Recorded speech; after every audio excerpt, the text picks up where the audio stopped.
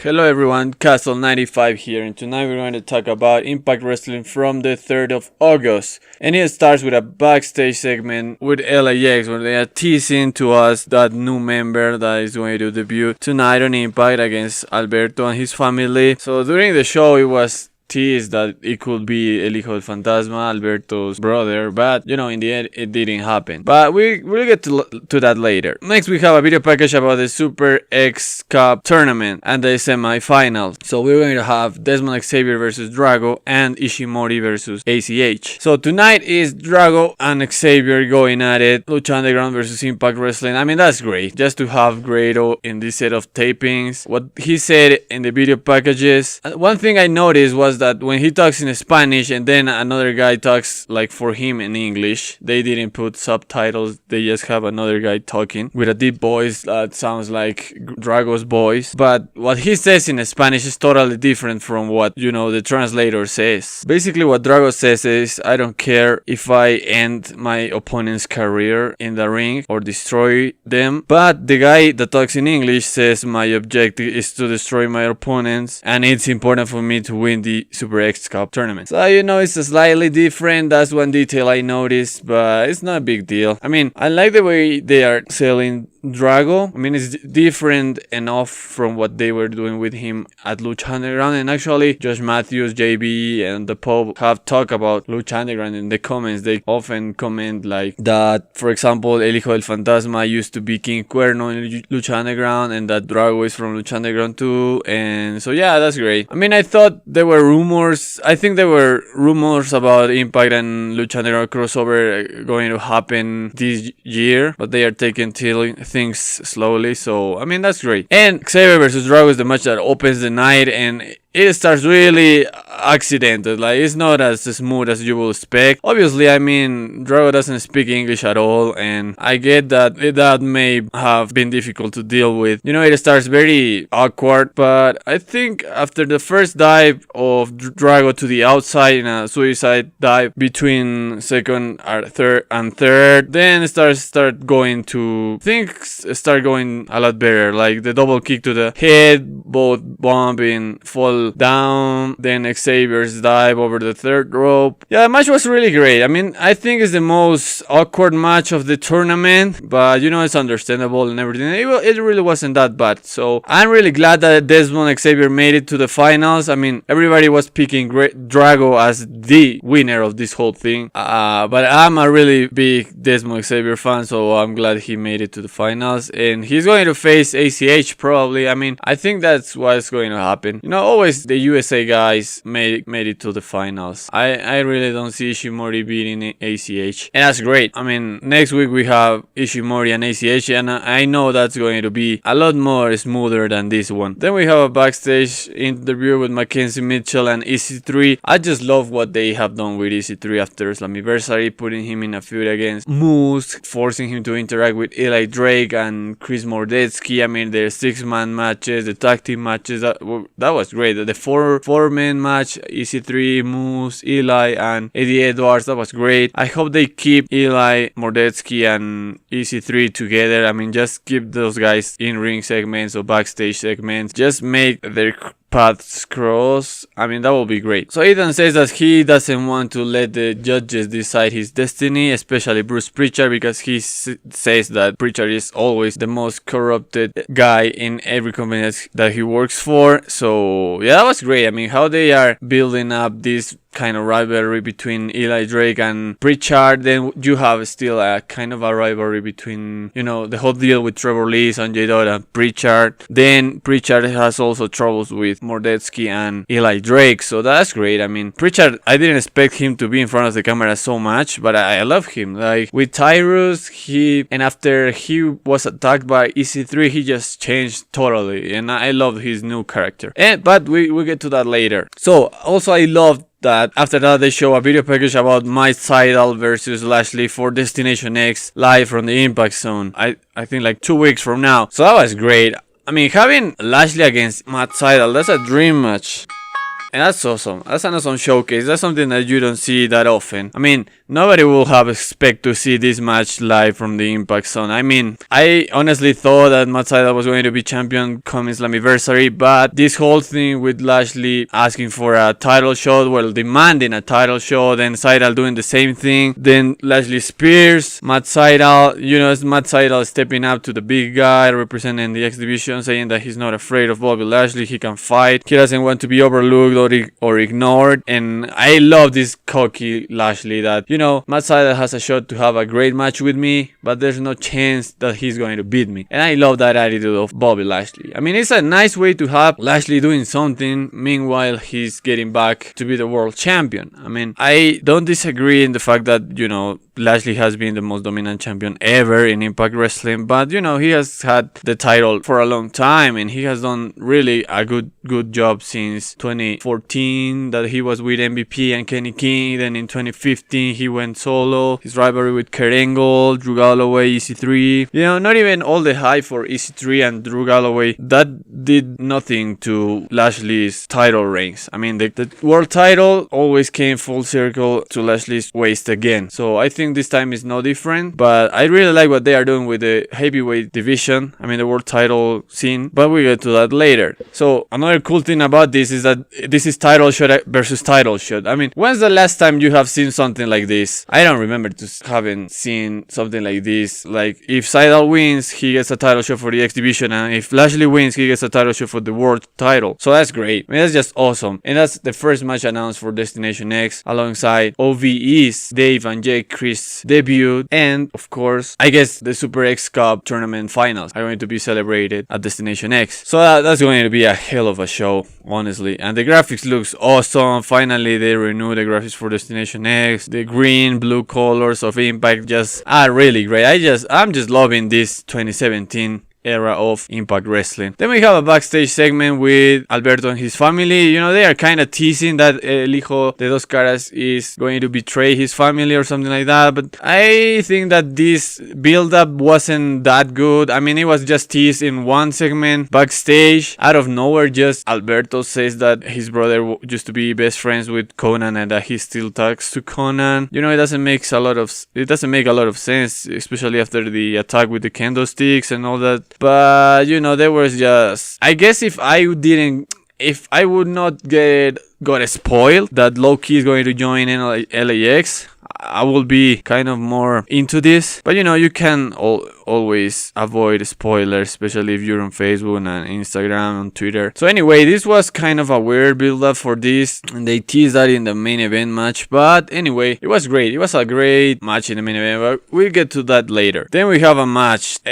Trevor Lee having a match against one of the Mumbai Cats. Out of nowhere, another Mumbai Cat comes in, exchange spots with the other Mumbai Cat, and it's revealed that Sanjay Dutt was the Mumbai Cat all along. He beats Trevor Lee. Bruce Pritchard is mad. Sanjay Dutt demands a match against Trevor Lee for that exhibition title, and that they hang this up and they have an exhibition ladder match for that at Destination X. So that's another big match for that night, and I know Destination X is going to be awesome, man. Just looking at the card, that looks like one of the best nights that Impact Wrestling is going to have on Pop TV this year. So I mean, that's great. I like what they are doing with Bruce Pritchard. He trying to be kind of an asshole to the good guys, helping Trevor Lee to keep that title even though he's not the champion. The whole deal that is going to happen with the Impact Grand Division later tonight, and everything just looks great, man. I just like that Sanjay Dutt has just calmed down. He knows that he's only embarrassing himself when he starts screaming backstage, screaming at Bruce Pritchard, and that Trevor Lee has the higher ground here, so he just demands a match to solve this like a man. So yeah, that's great. Destination X is going to be awesome. Then we have a weak segment out of nowhere, like Top Team America, the guys that are behind Lashley's training and the MMA staff. Some of them are saying that he should choose between wrestling and MMA, like he should choose just one. Others say that he's great at both, he should do both. I mean, that's great. They are going to add a lot of drama to the Bobby Lashley character. Maybe after Destination X, he's going to receive a title shot. He's going to say, well, this is my last chance. If I don't win the title now, I'm going to go full MMA from now on. Something like that. A couple years ago, maybe a year ago, I don't remember exactly, but he took like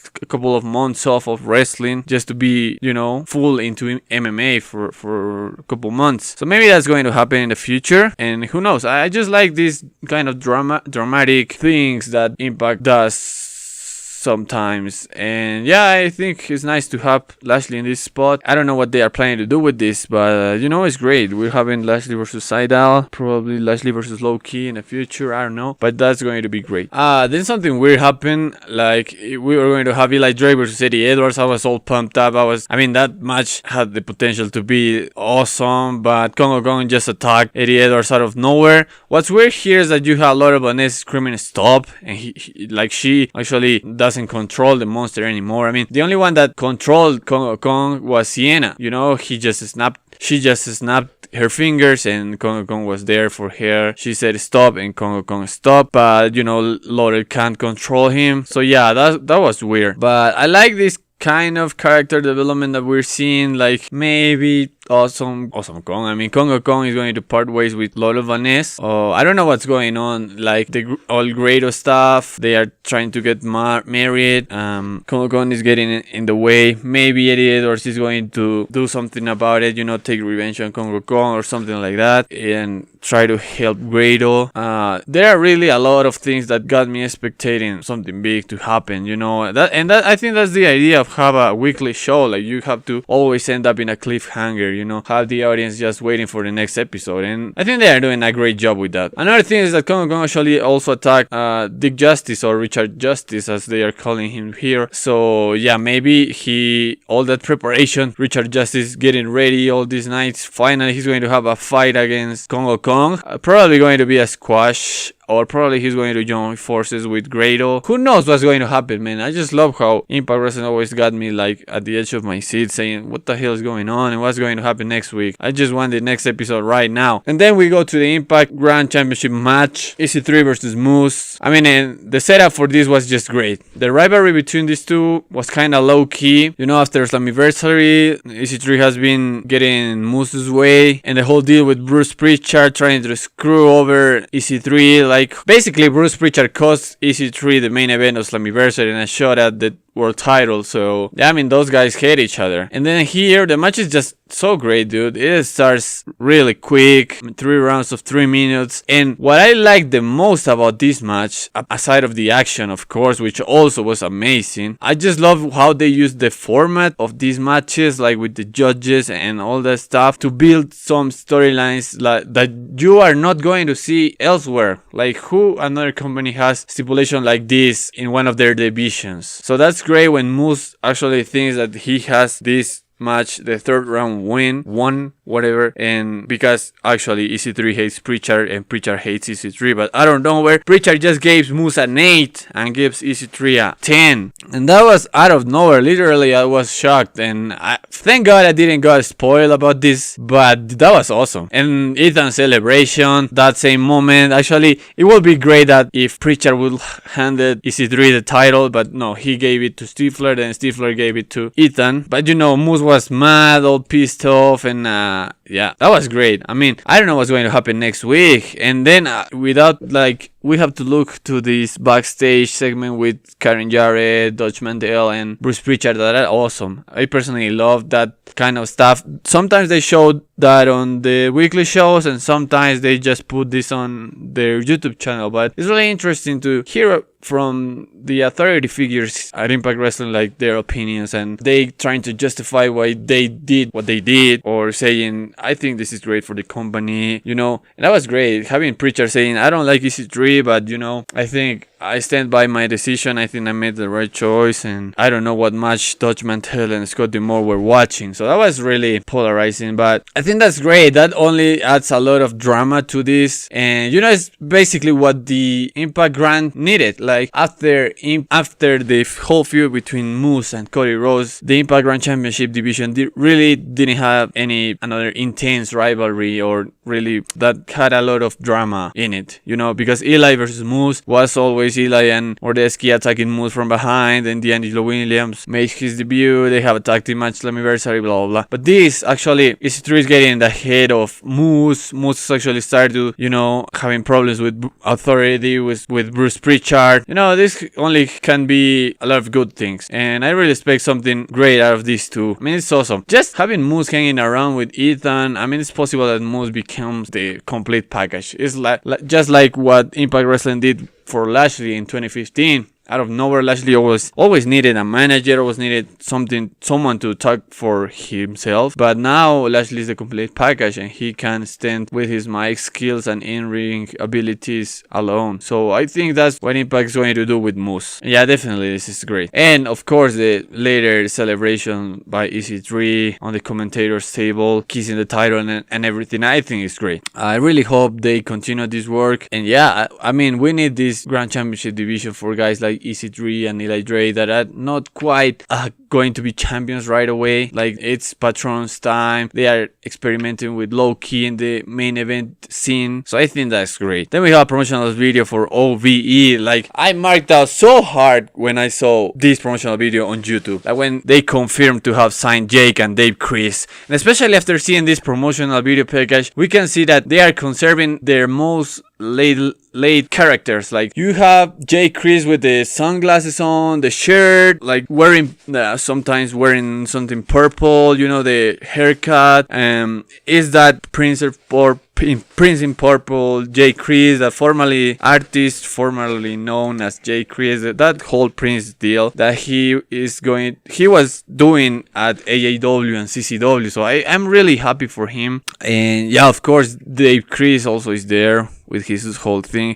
I was expecting to have JT Davidson around there. Maybe he's going to debut at Destination X as well. I really hope so, because that guy is really great at managing talent, and it's a very important part of OI4K. So anyways, these guys are going to kill it every night. I like this whole deal of Ohio versus everything, and saying that they are going to do what they have been doing for the past 10 or 15 years, killing it every night. You have no option but to love them. And they're scheduled to debut at Destination X also. So that show seems to be one of the greatest nights that Impact is going to have at Pop TV this year. Then we have a 6-man match. Braxton, Suicide, and Grado against Deportation, KM, Falaba, and Mario Bocara. So yeah, this was an entertaining match. I like Falaba's stuff. I think he could be a really good star if he speaks English, actually. And yeah, I think he's more entertaining than Mario Bocara, even though after seeing, I don't know, one of the One Night Onlys of this year, he had a match against an exhibition guy, and he was talking about how he hates the spot monkeys and all that, and he developed really a character for the first time, aside of being an international superstar, you know, and not being American, which that actually is his only appeal. Like, the only thing that he has is that he's from another country. And also, I like the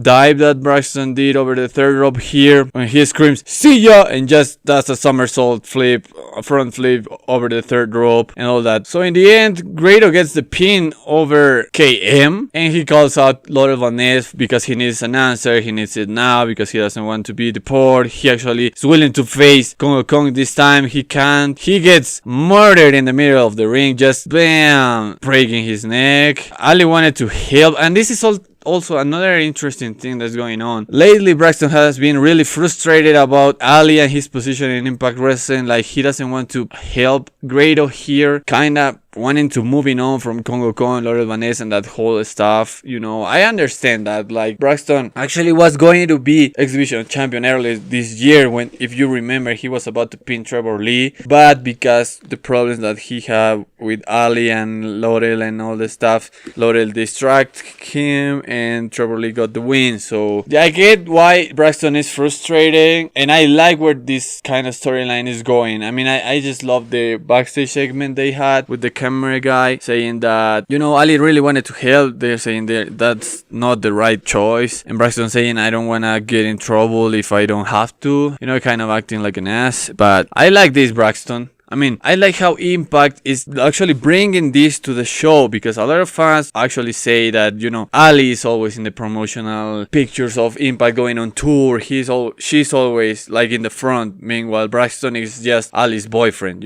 Ali is always the protagonist, and Braxton is just there. So I get that frustration, and I love Impact bringing this to the show, because that's something real. That's something that happens in real life. That's something that people can relate to. I mean, specifically, I can relate to being frustrated, overshadowed by someone else, someone that you love even. And so yeah, I think that's great, and that adds a lot to the character, because now Braxton is going to be, trying to act different, trying to gain a lot of attention, and yeah, he can actually develop a nice character, maybe a heel turn, maybe they are going to do some drama with Ali and that stuff, so that's great. And of course, the whole Laurel, Vanessa and Con thing it's weird, and I hope Grado gets the yes at Destination X or next week, who knows. Then we have a backstage segment with Mackenzie Mitchell and LAX, and Conan calls her random wild girl number 5. This guy is just so angry with everyone, and he's always screaming. Santana is always mad. Ortiz is always like thinking about other things. He's just so chill, and I just love this LAX guy. He's just screaming, saying that his face is what nightmares are made of. I mean, that was awesome, getting us ready for the main event, LAX versus the Patrons family. And yeah, that's how the main event comes along. I mean, the match was great. I just love those caras. I mean, that guy is great. When he did the chops and counting 1, 2, 3, 4, 5, that was awesome. Having Homicide back in action, even though he didn't really do that much. And I also like Hijo de Dos Caras stuff. I mean, he can mix up some powerhouse moves with some lucha libre, and yeah, that's great. I mean, I can easily see that guy as an X Division champion sometime, like maybe next year, maybe by the end of this year, because the guy is good. He has cool moves. He used some of Alberto's moveset. I mean, he's not as smooth as an X Division star, especially if you compare him to Santana and Ortiz, but he can get well. I mean, he's good enough, and yeah, I can definitely see him as part of the X Division, doing his own thing, standing on his own. He has a nice moveset too. I mean, that double underhook, backbreaker, kind of a tiger bomb, but he turns his opponent around and make his opponent land on his knee. So that's great. So the match was great. I mean, the action was awesome. Santana and Alberto really have an awesome chemistry. I mean, you see the sequence when they do El Reilete or like tilt the world backbreaker, then they do it one more time. Alberto goes for a backstabber, and Santana just sells it like a god, and that's awesome, dude. I mean, Santana and Alberto have had cross paths like several times now, and every time they are in that ring, it's magic, dude. I really hope that we get to see that sometime in the future, like in a one night only. That would be perfect. Or yeah, I mean, I really wanted to talk about that because I think those guys are just great together. Then they tease a possible heel turn for Hijo de Dos Caras, like he is about to turn on Alberto with a chair, but then he doesn't. As I said, the building to this was kind of weak. You didn't really expect this to happen, even though if it happened, that wouldn't be cool. Maybe that's going to happen in the future. I mean, don't discard that, but it just wasn't as exciting as you would think. Anyways, I also like the fact that Alberto was dominating about all over LAX alone. I mean, that's great how they are booking him as a kind of a superhero, as unbeatable, like he just beat Lashley at Slammiversary, so nobody can touch him. I mean, that's cool to have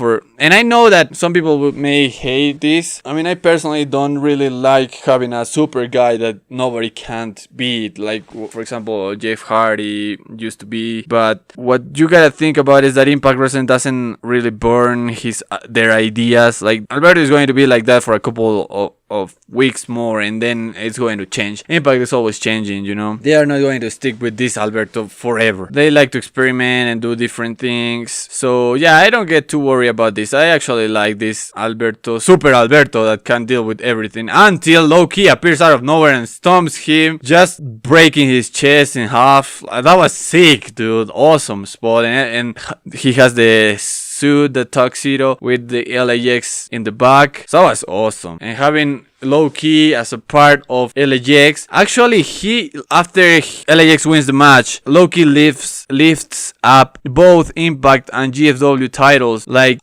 Impact are going to make low-key have a feud with Alberto. I mean, it's low-key in the main event scene now. Finally, after all these years. I mean, that's awesome, dude. Like, just think about it. We can possibly have Low-Key as a world heavyweight champion, and that's cool. And that's something I really want to see. And I'm really glad that it's happening. You know, I didn't expect at all that this was going to happen later this year. When Low-Key came back, I mean, we all knew that he was going to be part of the X Division right away. Maybe he was going to be part of some kind of faction. You know, he was part of the Beatdown clan with MVP and Lashley and Kenny King. But I didn't expect at all to having him in LAX and having him challenging Alberto for the world title. I mean, that's not said. Like, nobody said that match is going to happen. But, you know, just look at the celebration. Low-Key is holding both world heavyweight titles in his hands and just talking trash to Alberto. And that's awesome, dude. I'm just dying to see this match and dying to see Low-Key be the next world champion. I mean, I really hope if someone is going to take those titles off of Alberto's. I know everybody wants to see Eli Drake, EC3, Moose as the world champions, even Lashley, you know. But really, I mean, that's great. And when other time are we going to see something like this happen? Like,